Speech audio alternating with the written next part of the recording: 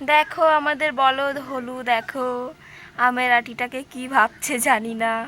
একটু গাছ বেরিয়েছে, দেখো দেখো দেখো।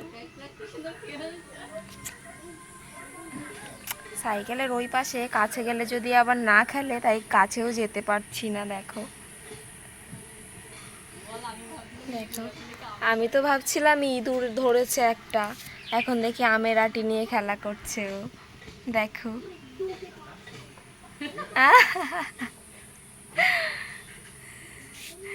কিভাবে ডিগবাজি খেয়ে পড়েছে। ধর ধর ধর।